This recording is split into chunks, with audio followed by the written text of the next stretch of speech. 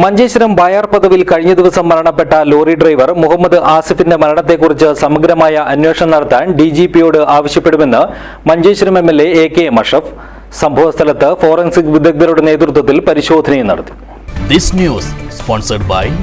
ഗുണമേന്മയോട് കൂടിയ ഉൽപ്പന്നങ്ങൾ മിതമായ നിരക്കിൽ Sreekrishna hardwares MG road Kasaragod.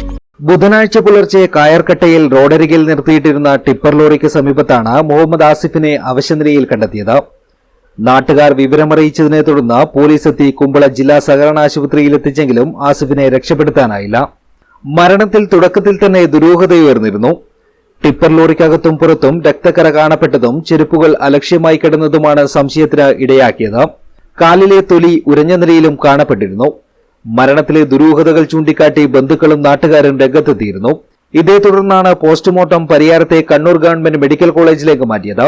ഇടുപ്പല് തകർന്നതിനെ തുടർന്നുണ്ടായ ആന്തരിക രക്തസ്രാവമാണ് മരണത്തിനിടയാക്കിയതെന്നാണ് പോസ്റ്റ്മോർട്ടത്തിലെ പ്രാഥമിക നിഗമനം. വിശദവിവരങ്ങൾ പോസ്റ്റ്മോർട്ടം റിപ്പോർട്ട് കിട്ടിയാൽ മാത്രമേ വ്യക്തമാവുകയുള്ളൂ എന്ന് പോലീസ് അറിയിച്ചു.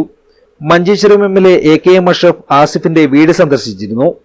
നാട്ടുകാരും ബന്ധുക്കളും ഉന്നയിക്കുന്ന ആസിഫിന്റെ മരണത്തിലെ ദുരൂഹതകൾ മാറ്റുവാനും സമഗ്രമായ അന്വേഷണം നടത്തി യാഥാർത്ഥ്യം പുറത്തുകൊണ്ടുവരുവാനും ഡിജിപിയോട് ആവശ്യപ്പെടുമെന്ന് എ.കെ. അഷ്റഫ് എംഎൽഎ പറഞ്ഞു.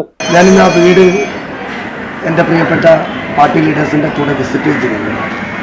ആ കുടുംബവും നാട്ടുകാരും ആ ചെറുപ്പക്കാരൻ്റെ മരണത്തിൽ ദുരൂഹത പറയുന്നുണ്ട്. ആ മരണത്തിൻ്റെ അറിഞ്ഞ ഉടനെ SP-യുമായി പോലീസ് ഡിപ്പാർട്ട്മെൻറ്റുമായി ഒക്കെ ബന്ധപ്പെട്ടതാണ് പരിയാരം മെഡിക്കൽ കോളേജിലേക്ക് പോസ്റ്റ്മോർട്ടം നടത്താനുള്ള ആവശ്യം ആദ്യമായി MLA നിലയ്ക്ക് ഞാനാണ് ഉന്നയിച്ചത്. തീർച്ചയായും ഒരുപാട് ദുരൂഹതകൾ, ഒരു ആക്സിഡന്റ് പോലെ അത് ഫീൽ ചെയ്യുന്നില്ല. സമഗ്രമായ ഒരു അന്വേഷണം ആ കുടുംബവുമായി ആലോചിച്ച് ആവശ്യപ്പെടുന്നുണ്ട്.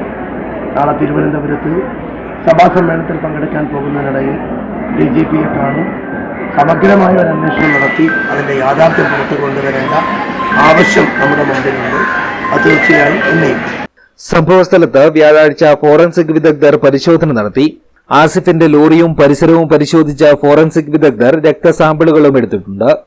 News bureau, Uppala.